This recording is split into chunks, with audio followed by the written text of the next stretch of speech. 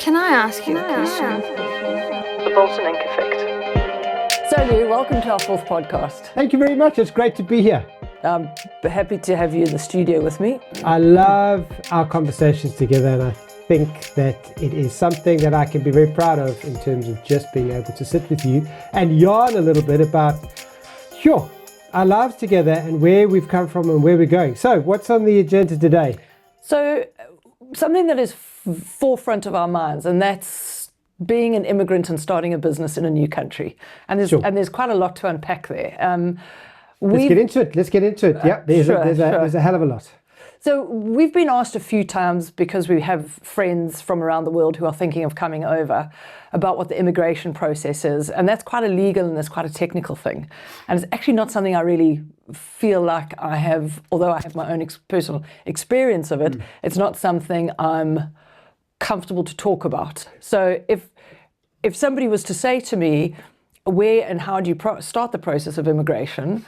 For me, I would have to rewind 6 years and go, well, we considered the countries that we wanted to go to. We then did some exploration on the internet and looked at what the immigration procedures and processes were, whether we were eligible for some of those countries. We reached out to a few people.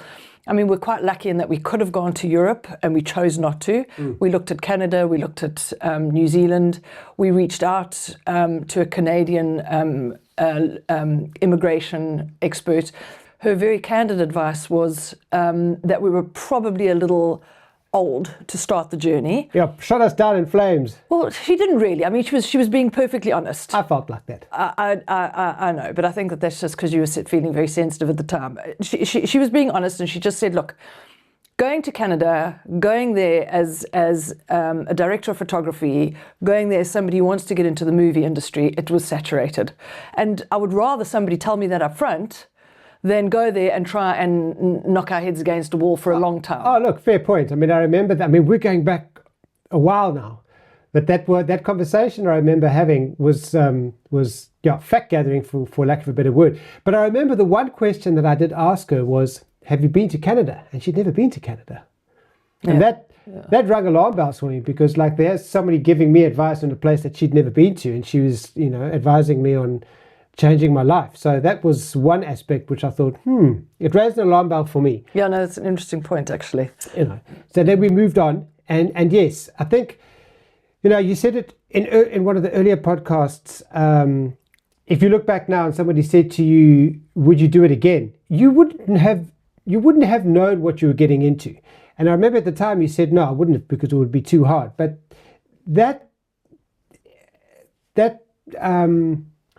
that thinking is based on the fact that you have already lived that process, that lived that life and that process, and we're sitting here. But I don't think I gave the thought of a business in a new country as much value as I maybe should have. I remember when we came out here with the Look, See, Decide holiday that we came out here, we looked at where we wanted to be and where we could possibly base ourselves based on the skill set that you had, that I had, that you had. So you had the marketing experience and I had the filming background. But then it also changed because we had to fulfill visa requirements, which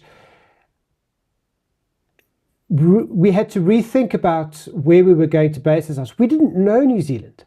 We didn't know where the hell we were going to base ourselves. So we got more points on our visa at the time if we were based outside of Auckland, which is the major business hub in New Zealand. I mean, there's a population of just over 5 million in New Zealand, of which over 60-70% live in Auckland. So that already, the fact that we had to be based ourselves out of Auckland, put a different spin on things. We didn't know anybody anywhere, and through a mutual friend, we met their sister, and we landed up in Tauranga, and that's where we decided we had to base ourselves. So that is where we put our roots down, and that's where we started doing our networking and the phoning around and exploring what is possible.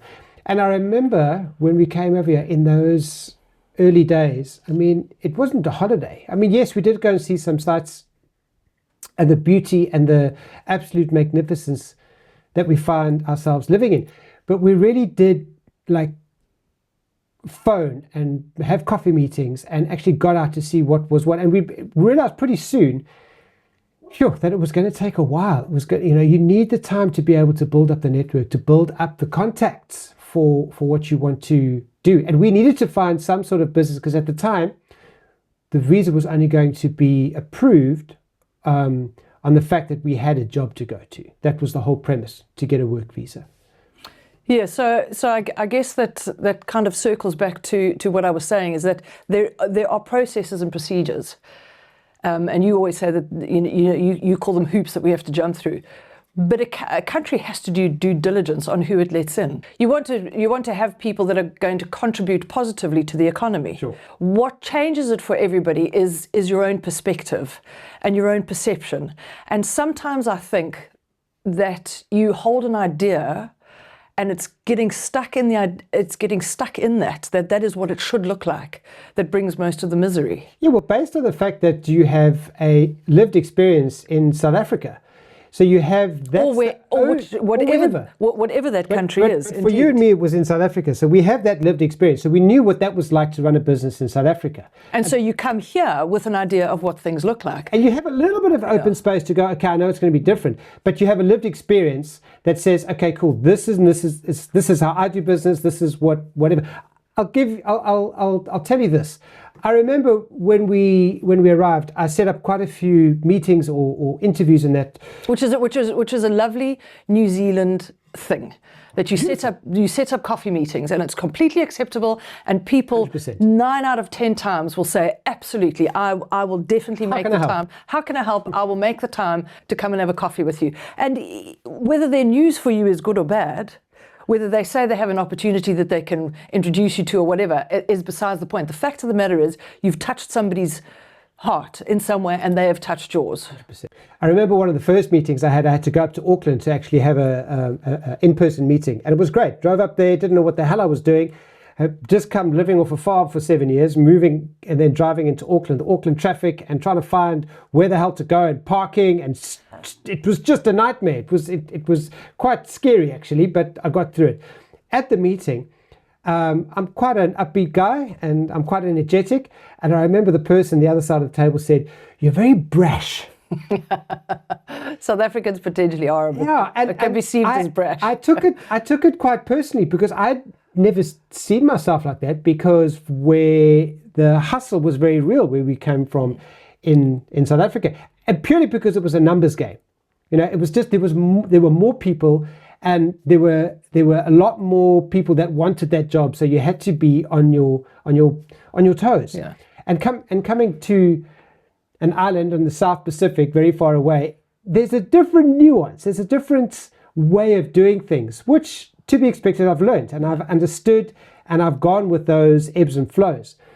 But yeah, that constant going to meetings and realizing I have to tone it down a little bit in order to fit, I won't say a narrative, but just to get through the meeting or get the job done. I think here's another way of putting it. Sometimes you have to get in rapport with whoever it is that you're with. Fair enough.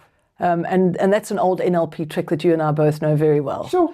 And so when you're sitting with somebody and you really want to connect with them in the most subtle of ways, you can mimic what they're doing. Yeah. Yeah. And so whether that's tone of voice, whether that's gestures, whether that's mimicking the way they sit, and so on some level, you two are starting to, your heartbeats start to go in sync. Correct. Yeah, absolutely. Yeah. I'd forgotten about that, so thank you for that reminding. How was it for you with some of your interviews and some of your experiences of looking for work? And the reason I say that is because that has credence to how we'd ended up wanting to run our own business. I think largely I had really positive experiences. Bear in mind, I've been fortunate enough not to have to interview for too many jobs, which I think in hindsight was a blessing. Yeah. And so meeting the people that I met with, once again, just warm and friendly, open to giving me as much information as I'd asked for. Just really a warm feeling from everybody, to be honest. Bridge, why didn't we start our own business when we arrived? There were a few reasons that we didn't start our own business, and this once again circles back to the process and the procedure that you have to follow when you come to this country. So, well, we were visa bound. We didn't have the kind of cash that would have enabled us to have an entrepreneurial visa, and all of those details are on New Zealand immigration website. Yeah, we don't profess to be immigration experts at all, so please do your homework, check it out. No, There's enough information on the internet.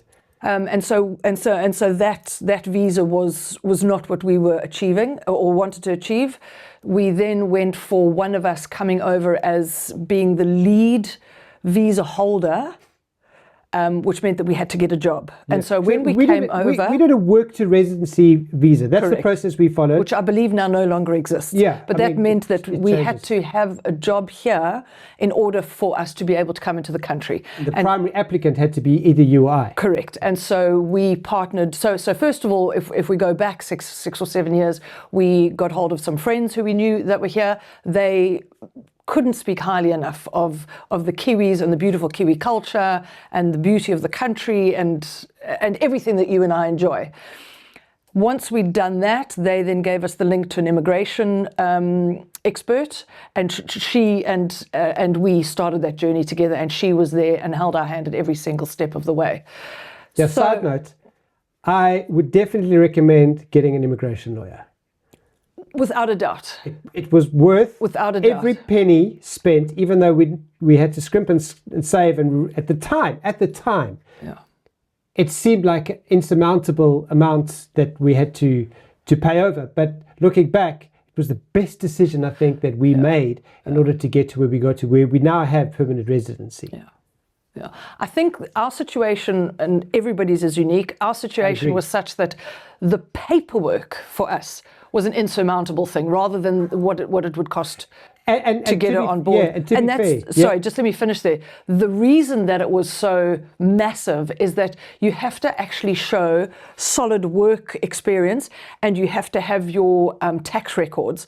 And for you, who's been a freelancer for so many years, you had so many different people that you freelanced with, that you tapped into, that was very, very difficult and tedious to piece together. I remember sitting on the floor of our lounge at our first rental one winter's night, collating all that paperwork. Yeah, so that was once we'd arrived, and our immigration lady had said to us, guys, this is the next step. And yes, there we were and this row of papers and this row of papers, and so there was yours and there was mine and there was Kenzie's, and there was, you got to show some sort of link to your old country. I mean, we had to find photographs of friends. I can't remember what that was about. Thank goodness you were so good with paperwork, because I hated that process. And that's so thank you. I'm thanking you now. Thank you. Pleasure. Thank you so much for putting up with my strops. Oh, and there were many. Yeah. But, and that is why having somebody who held our hand in a professional capacity, saved the relationship. Yes, I agree. And having her guide and steer us, and always being the light at the end of the tunnel. And bearing in mind, we were over that COVID period, which also extended. Well, that didn't help. That didn't help because that did kind of.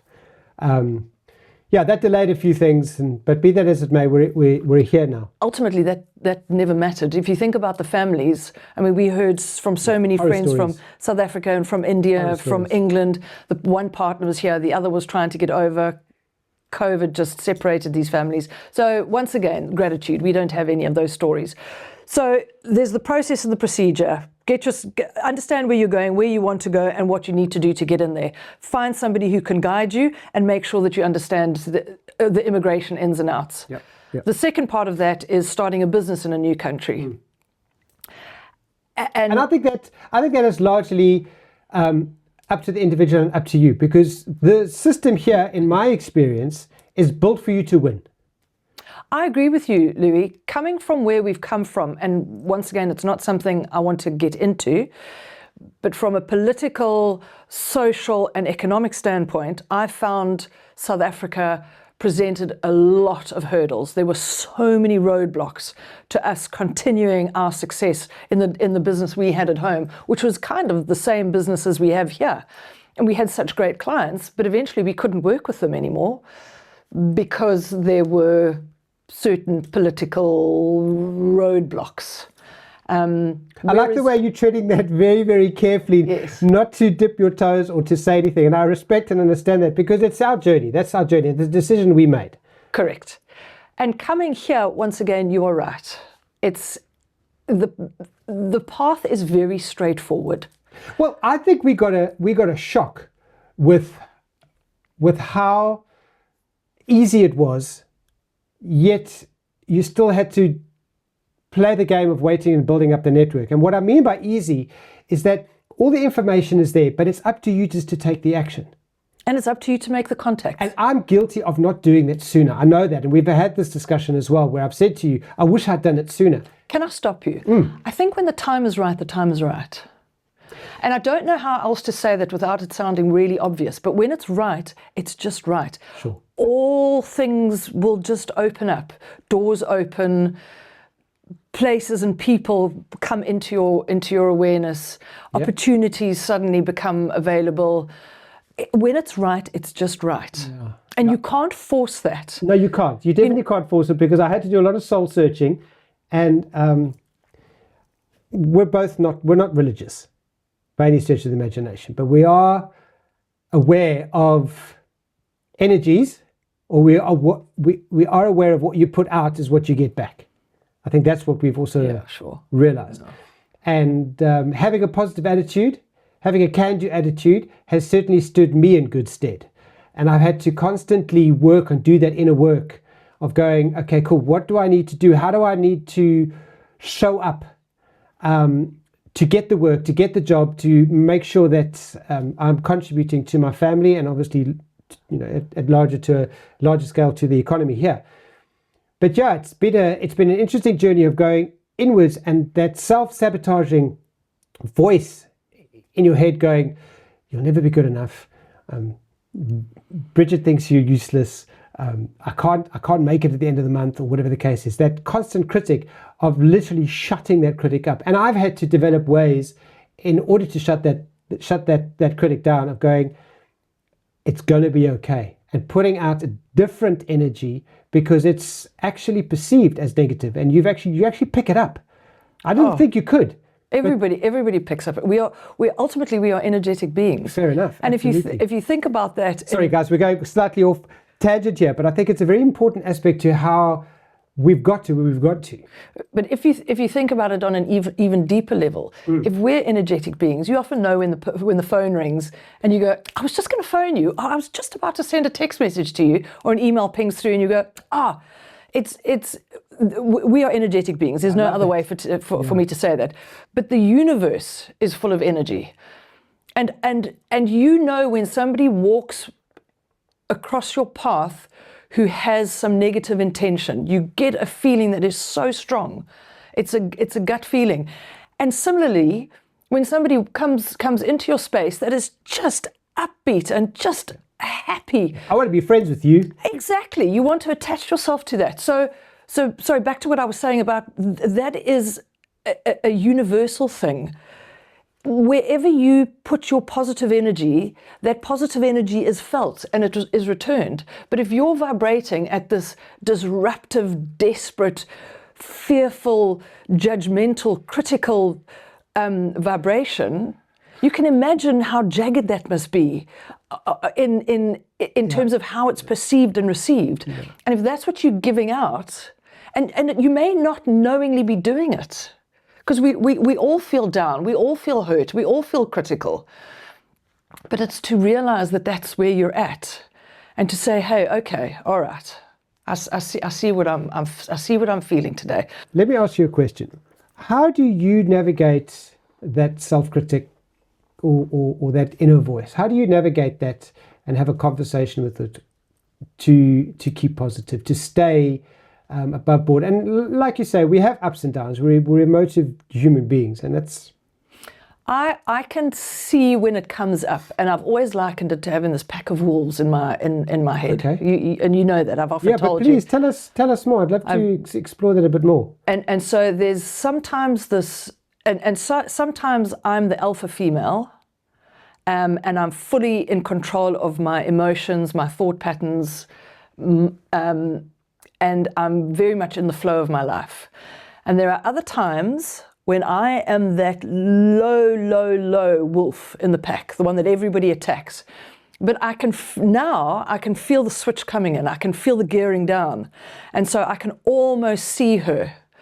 And it happens most often with you or with Ken's, or obviously with when I was still much younger with my mom, when I felt so. And maybe it's somebody says something mean or whatever, but it gets me on such a level. I feel so, and this sounds so dramatic, but I feel so brutalized and attacked that I then go into this terrible self-attack mode. I'm so stupid. And then I catch a look of myself in the mirror. I'm so ugly. I hate myself. And it's so terrible to say that out loud. But maybe because of all the meditation that we've been doing and all the self-help books and all the love that I've been trying to show myself, I've got to a point where I can feel the gearing down. And I'll go, okay, I can see it's happening. Let me get behind that. Okay, so such and such has just happened. That has made me feel these sorts of things. Okay, so that makes me feel unloved. That makes me feel like I'm being attacked. Okay, why? That makes me feel unsafe. Okay, why? Could I die here? I probably couldn't. Okay, so get back up, take a few breaths. Get back up, take a few breaths. Just go through that cycle. And are there any specific practices that you actually do? I mean, what does that actually look like? I mean, is it a writing? Is it a walking? Is it a breathing? What do you do? So instinctively, I want to go away and lick my wounds. So I want to close the door. I want to curl up in a corner. I just want to be by myself, and I want to sit there and die and drown in my own misery. And I'm not sure why misery pays such a high satisfactory price in one's head, but it really does. Because sometimes we just wallow in that shit, and I don't understand why. Yeah. Well, I don't know if this is somebody else's experience, but it's just like, oh my God, woe is me. I'm just the worst person in the world. And then what I need is for somebody to come and validate. I'm so sorry I said this to you. I'm so sorry. I didn't mean to hurt you. Go away, leave me alone. And then that whole thing plays out. And you're like, oh my God, we can see it all happening. Just stop it. But it's awareness. It's really awareness. So this journey that you've been on, that I've been on, through work and now through starting our business, I get the sense that the learning that we've had over the past 6 years has led us to this point of being able to handle whatever comes our way, because it's been like going to school.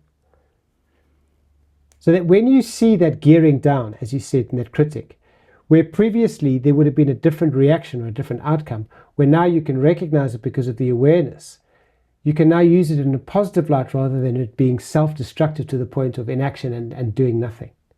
Does that make sense? Yeah.